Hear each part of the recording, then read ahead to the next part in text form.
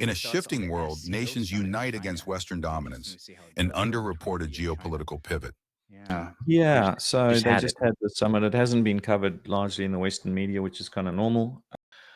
Look, the world's many of these countries that have been sanctioned in or in some way Marginalized. pressured by Yeah. Western countries are now coming together. And so what you're actually seeing is a um, the enemy of the enemy becomes your friend sort of thing. So you got a lot Mhm. of countries who are now banding together because it makes sense for them to do so, and they just want to trade with one another and be able. They want to be free of interference as much as Mhm. possible, and that can be financial architecture interference and through the banking systems. It can be tariffs. It can be sanctions. It can be actual war. It can be regime change with CIA operatives on the ground, as we've seen in Kazakhstan and now in Armenia and places like that.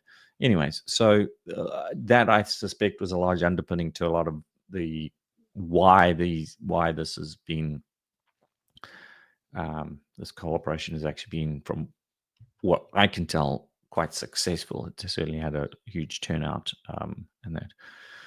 So, look, this is just more of the same. I think you're going to continue to see a lot of these countries that will start aligning with one another in terms of trade, and then ultimately, at some point, potentially on a military basis too, because that's really trade only happens when you have the ability to protect that trade, and Mhm. that requires military force. And so, historically, that's the trend that you move towards.